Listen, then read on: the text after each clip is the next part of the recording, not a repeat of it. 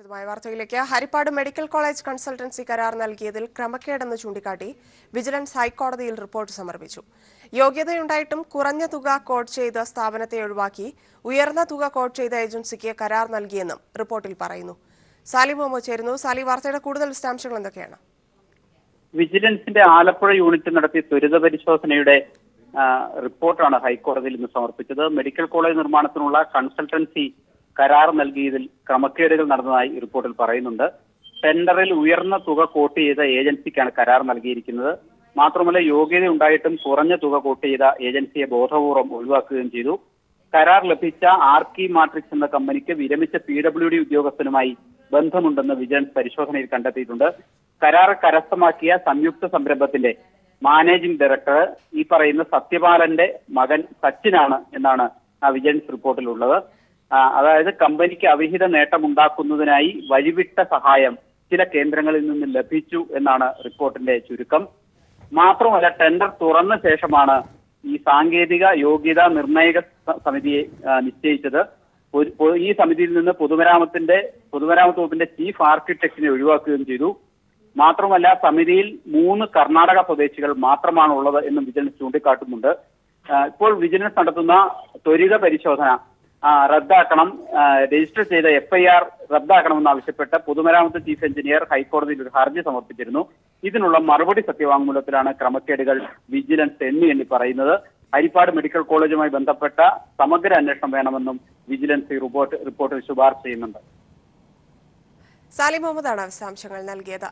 Harippad police നിയമന തട്ടിപ്പ് case അന്വേഷണ സംഘം അട്ടിമറിച്ചു. മുൻ ആഭ്യന്തരമന്ത്രിക്കെതിരെ അന്വേഷണം നടത്താതെ ശരണ്യ എന്ന പെൺകുട്ടിയെ മാത്രം പ്രതിയാക്കിയുള്ള അന്വേഷണ റിപ്പോർട്ട് കോടതിയിൽ സമർപ്പിച്ചു. ആഭ്യന്തരമന്ത്രിയുടെ ഓഫീസ് കേന്ദ്രീകരിച്ച് തട്ടിപ്പ് നടത്തിയെന്ന് മജിസ്ട്രേറ്റിന് മുന്നിൽ നൽകിയ മൊഴിയും സംഘം അന്വേഷിച്ചില്ല. 2015 നവംബറിലാണ് ശരണ്യ പോലീസ് പിടിയിലാകുന്നത്. മുൻ ആഭ്യന്തരമന്ത്രി രമേശ് ചെന്നിത്തലയുടെ അറിവോടെ ആഭ്യന്തരമന്ത്രിയുടെ ഓഫീസും സീലും ഉപയോഗിച്ച് പോലീസ് നിയമനം നടത്താൻ പരലിൽ നിന്നും ലക്ഷങ്ങൾ കൈപ്പറ്റിയതിനെ തുടർന്നായിരുന്നു അറസ്റ്റ്. തട്ടിപ്പിന്റെ കഥകൾ പീപ്പിൾ TV പുറത്തുവിട്ടതിന് പിന്നാലെയാണ് ശരണ്യയെ കായംകുളം പോലീസ് അറസ്റ്റ് ചെയ്യുന്നത്. കായംകുളം സ്റ്റേഷനിൽ വെച്ച് ആഭ്യന്തരമന്ത്രിയുടെ പങ്കിനെക്കുറിച്ച് പറയാതിരിക്കാൻ പോലീസ് ശ്രമിച്ചുവെങ്കിലും പിന്നീട് ശരണ്യയെ ഹരിപ്പാട് കോടതിയിൽ ഹാജരാക്കിയ വേളയിൽ മജിസ്ട്രേറ്റിന് മുന്നിൽ നൽകിയ രഹസ്യമൊഴിയിലും ആഭ്യന്തരമന്ത്രിയെയും ഓഫീസിനെയും കുറിച്ചുള്ള പങ്ക് വ്യക്തമാക്കിയിരുന്നു.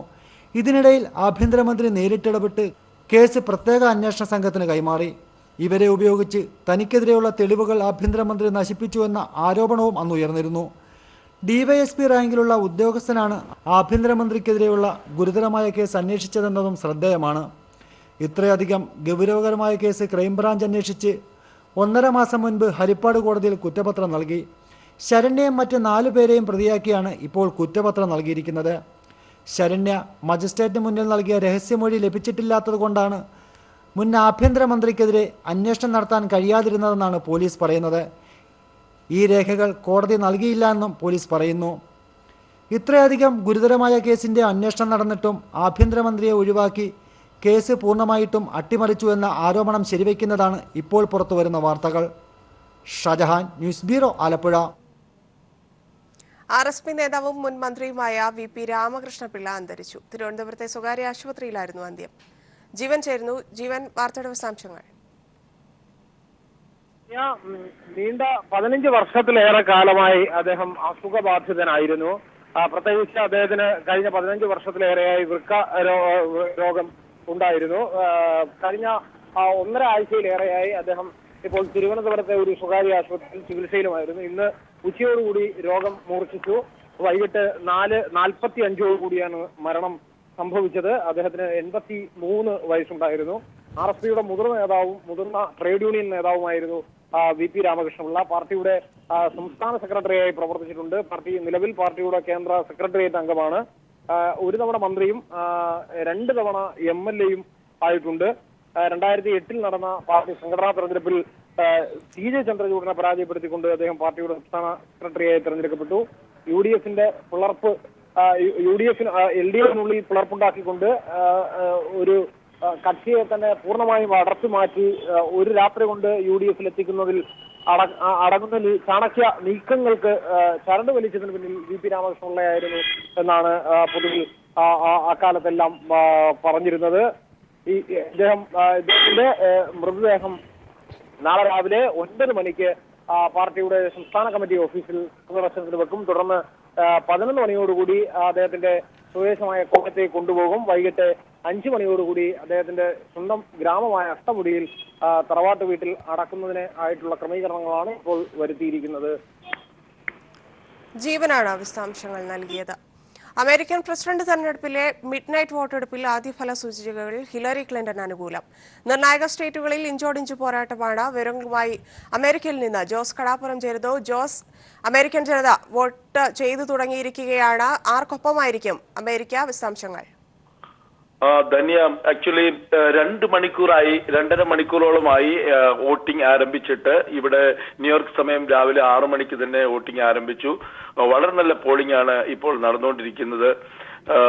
എന്താണ് ഈ ഇലക്ഷനിൽ സംഭവിക്കാൻ പോകുന്നതിനെ സംബന്ധിച്ചുള്ള പല സർവേകളും അതിന്റെ അവസാന ഘട്ടത്തിലേക്ക് എത്തിക്കഴിഞ്ഞു. ഇവർക്ക് രണ്ടുപേർക്കും വോട്ട് ചെയ്യാതിരിക്കുകയാണ് ഭേദമെന്ന് വിചാരിക്കുന്ന ഒരു വിഭാഗം 23% പേർ ഉണ്ട്. വളരെ പ്രശസ്തമായ യൂണിവേഴ്സിറ്റി ഓഫ് മാസച്യൂട്ട്സിലെ അഭിപ്രായ വോട്ടെടുപ്പിന്റെ സർവേ റിസൾട്ട് വന്നു. അത് വളരെ പ്രത്യേകതയുള്ളതാണ്. ഏതാണ്ട് 1247 പേർ പങ്കെടുത്ത പ്രസ്തുത വോട്ടെടുപ്പിൽ ഒബാമ ആജീവാനന്ദ പ്രസിഡന്റ് ആകുന്നതിനെ 39% ജനങ്ങൾ അനുകൂലിക്കുകയാണ് ചെയ്തത്. ഒരർത്ഥത്തിൽ ഒരു പാർട്ടിയോടും അഭിനിവേശമോ വിധേയത്വമോ ഇല്ലാത്ത എല്ലാവരും തന്നെ അഭിപ്രായങ്ങളോട് യോജിക്കുന്നവരാണ്. പ്രസിഡന്റ് പദം അലങ്കരിക്കാൻ 2 പേർക്ക് യോഗ്യതയില്ലെന്ന അഭിപ്രായക്കാരുണ്ട്. ഇങ്ങനെയൊക്കെ ആണെങ്കിലും ഹിലരിക്ക് ഈ അഭിപ്രായ വോട്ടെടുപ്പിൽ നേരിയ ഒരു ഭൂരിപക്ഷമുണ്ട്. എന്നാൽ ആദ്യം അവർ തന്നെ വരുത്തിവെച്ച ഇമെയിൽ വിവാദത്തില് ഒരു പ്രശ്നമുണ്ടായി. മാധ്യമങ്ങളുടെ മൊത്തം പിന്തുണ നേടിയിട്ട് അവരുടെ മാർജിൻ വലിയ തോതിൽ ഉയർന്നില്ല എന്നൊരു അഭിപ്രായം ഇപ്പോഴുണ്ട്. അതിന് പുറമെ FBI അന്വേഷണ നീക്കം പിന്നെയും പ്രശ്നമാണ്. ഇങ്ങനെയൊക്കെ വന്നാലും അവർക്ക് അവസാനം ക്ലീൻ ചീറ്റ് കിട്ടിയത് കൊണ്ട് മുമ്പോട്ട് പോകാൻ പറ്റി. ഏതായാലും ഇലക്ടറൽ കോളേജിലെ 270 വോട്ട് കിട്ടിയാലേ ഒരാൾക്ക് ജയിക്കാനാകൂ. ജനകീയ വോട്ട് കൂടുതൽ കിട്ടിയത് കൊണ്ട് മാത്രം ഇലക്ടറൽ കോളേജിൽ ഭൂരിപക്ഷം കിട്ടണമെന്നില്ല. ഹിലരിക്ക് 203, ട്രംപിന് 163 വീതം വോട്ടുകളാണ് ഇലക്ടറൽ കോളേജിൽ ഇപ്പോഴുള്ളത്. അവശേഷിക്കുന്ന 172 വോട്ട് എങ്ങോട്ട് ചായുന്നതിനെ ആശ്രയിച്ചായിരിക്കും ഇതിന്റെ ജയാഫലങ്ങൾ അറിയുന്നത്. ഏതായാലും ഒരു കാര്യം സത്യമാണ്, രാത്രി 8-ന് പോളിംഗ് തീരും വരെ, ഏതാണ്ട് 9 മണിക്ക് തീരുന്നത് വരെ എല്ലാ 2 സ്ഥാനാർത്ഥികളും പോളിംഗ് ബൂത്തുകൾ സന്ദർശിക്കുന്ന പരിപാടിയാണ് നടന്നുകൊണ്ടിരിക്കുന്നത് എല്ലായിടത്തും. ഏതായാലും ഇലക്ഷന്റെ വിജയപരാജയങ്ങളുടെ പാർട്ടി ഏതാണ്ട് 7 മണിക്ക് തന്നെ തുടങ്ങും. ജയിച്ചാലും തോറ്റാലും 2 കൂട്ടരും. രാത്രി 9 മണിയോടെ തെരഞ്ഞെടുപ്പ് ഫലം അറിഞ്ഞു തുടങ്ങും. ഇവിടുത്തെ സമയം നിങ്ങളുടെ അവിടെ ബുധനാഴ്ച രാവിലെ 7:30 അറിഞ്ഞു തുടങ്ങും. ഒഹായോയിലും ഫ്ലോറിഡയിലും ഹിലരിയാണോ ട്രംപിനെയാണോ ജനം തുടയ്ക്കുക എന്നതിനെ ആശ്രയിച്ചായിരിക്കും ഇത്തവണയും വിജയം. ഒഹായോ കൈവിട്ടുള്ള സ്ഥാനാർത്ഥികൾ, ഒഹായോ നഷ്ടപ്പെട്ടാൽ ആ സ്ഥാനാർത്ഥികൾ വിജയിച്ച ചരിത്രം അമേരിക്കയിൽ അപൂർവമാണ്. നോർത്ത് കരോലിന, വെർജീനിയ തുടങ്ങിയ സ്റ്റേറ്റുകളും സുപ്രധാനമാണ്. നേരിയ ഭൂരിപക്ഷത്തിന് ഹിലരി അവിടെ മുന്നിലാണ്. FBI അന്വേഷണത്തോടുകൂടി അന്വേഷണം അവസാനിച്ചതോടെ ഹിലരിയുടെ വിജയ സാധ്യത അല്പം കൂടിയതായി കരുതുന്നു. ലാറ്റിൻ അമേരിക്കൻ വംശജർ ഹിലരിക്ക് വേണ്ടി സജീവമായ രംഗത്തുണ്ട്. ട്രംപ് വന്നാൽ ഉണ്ടാകാവുന്ന ഭവിഷ്യത്തിനെ പറ്റിയുള്ള പേടി തന്നെയാണ് കാരണം. ഇല്ലീഗലായി നിൽക്കുന്ന 10 മില്യണോളം പേർ മെക്സിക്കോയിൽ നിന്നും മറ്റ് ലാറ്റിൻ അമേരിക്കൻ രാജ്യങ്ങളിൽ നിന്നുമാണ്. കറുത്തവർ എത്ര കണ്ട് വോട്ട് ചെയ്യുന്നു എന്നതിന് നിർണായകമാണ്. ഒബാമ മത്സരിച്ചപ്പോൾ കണ്ട ആവേശം ഇപ്പോൾ കാണാനില്ല എന്നുള്ളതും മറ്റൊരു കാര്യമാണ്. ഏതായാലും വോട്ടിംഗ് പുരോഗമിച്ചുകൊണ്ടിരിക്കുകയാണ്. കൂടുതൽ വിവരങ്ങൾ പിന്നീട്. Thank you Dhanya. Thank you. Jose കടാപ്പുറമാണ് വിശദാംശങ്ങൾ നൽകിയത്. വടക്കാഞ്ചേരി പീഡന കേസിലെ ഇരയുടെ പേര് വെളിപ്പെടുത്തിയതിന് CPIM തൃശൂർ ജില്ലാ സെക്രട്ടറി K രാധാകൃഷ്ണനെതിരെ കേസെടുത്തു. തൃശൂർ ഈസ്റ്റ് പോലീസാണ് കേസെടുത്തത്. ദിൽജിത്ത് ചേരുന്നു. ദിൽജിത്ത്, വാർത്തയുടെ കൂടുതൽ വിശദാംശങ്ങൾ.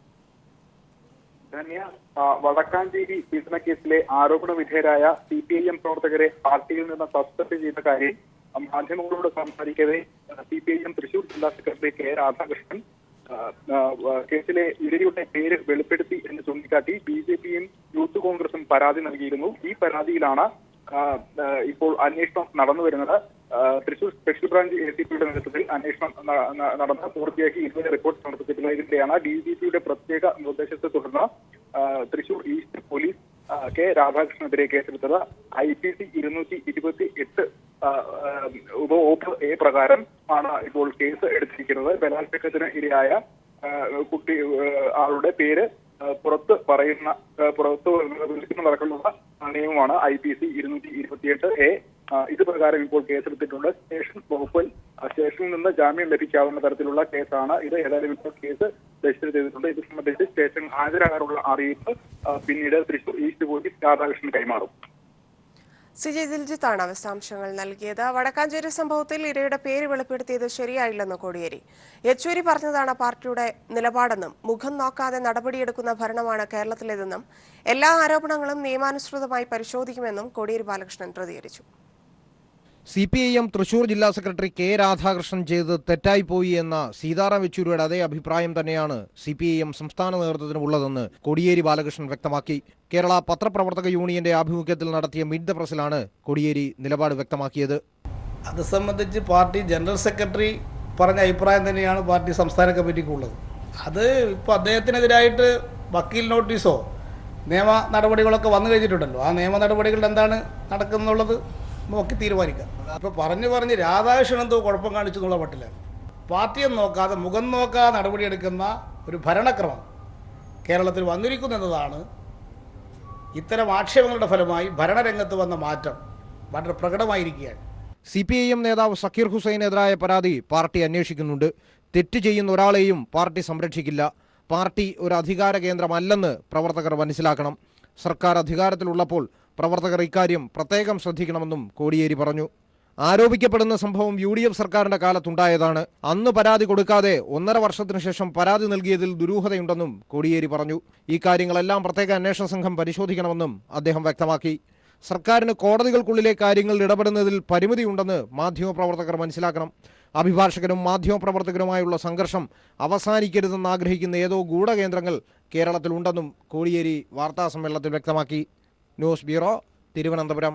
വാർത്തകളിലേക്ക്. CITU സംസ്ഥാന സെക്രട്ടറിയും എറണാകുളം ജില്ലാ പ്രസിഡന്റുമായ KN ഗോപിനാഥിന് വെട്ടേറ്റു. പാലാരിവട്ടത്ത് യൂബർ ടാക്സിക്കെതിരെ ടാക്സി തൊഴിലാളികൾ നടത്തിയ സമരം ഉദ്ഘാടനം ചെയ്തു മടങ്ങുമ്പോഴായിരുന്നു ആക്രമണം. വടകര സ്വദേശി ഉണ്ണികൃഷ്ണനെ നാട്ടുകാർ പിടികൂടി പോലീസിൽ ഏൽപ്പിക്കുകയും ചെയ്തു. കഴുത്തിന് ആഴത്തിൽ വെട്ടേറ്റ ഗോപിനാഥിനെ അടിയന്തര ശസ്ത്രക്രിയയ്ക്ക് വിധേയനാക്കി. ഉച്ചയ്ക്ക് 12:30 പാലാരിവട്ടം ജംഗ്ഷനിലാണ് സംഭവം. ഓൺലൈൻ ടാക്സികൾക്കെതിരെ CITU നടത്തിയ സമരം ഉദ്ഘാടനം ചെയ്ത ശേഷം മുത്തൂറ്റ് സമരവേദിയിലേക്ക് പോകവെയായിരുന്നു അക്രമം. പിന്നിൽ നിന്നെത്തി കഴുത്തിന് വടിവാളിന് വെട്ടുകയായിരുന്നു. ഒരുത്തൻ കാറിൽ വന്നിറങ്ങിയിട്ടാണ് കഴുത്തിനിട്ട് കത്തി കൊണ്ട് ഇവിടെ കുത്തിയേക്കണത്. ശരിക്കും ഞാൻ ആളെ കണ്ടിട്ടില്ല. ഞാൻ ഒച്ചയായിട്ട് തിരിഞ്ഞു വരുമ്പോഴത്തേനും ഇവൻ ഓടിക്കളഞ്ഞു, കുത്തിയാൾ ഓടിക്കളഞ്ഞു. ഈ കുത്തിയപ്പോഴത്തേനും ഈ ഗോപിനാഥ് സഖാവ് കത്തിക്ക് കയറി പിടിച്ചു. നാട്ടുകാർ അക്രമിയെ പിടികൂടി പോലീസിന് കൈമാറി. വടകര സ്വദേശി ഉണ്ണികൃഷ്ണനാണ് പിടിയിലായത്. കലൂരിലെ ഒരു കടയിൽ ജീവനക്കാരനാണ് ഇയാൾ. CPIMനോടുള്ള വിരോധം മൂലമാണ് താനിത് ചെയ്തതെന്ന് ഇയാൾ പോലീസിന് മൊഴി നൽകി. എന്നാൽ പോലീസ് പൂർണ്ണമായി ഇത് മുഖവിലക്കെടുത്തിട്ടില്ല. പിന്നിൽ മറ്റാരെങ്കിലും ഉണ്ടോ എന്ന് പരിശോധിച്ചു വരികയാണെന്ന് അസിസ്റ്റന്റ് പോലീസ് കമ്മീഷണർ പറഞ്ഞു. ഉണ്ണികൃഷ്ണൻ എന്നാണ് അയാളുടെ പേര്. വടകര സ്വദേശിയാണെന്നേ അറിയാവുള്ളൂ.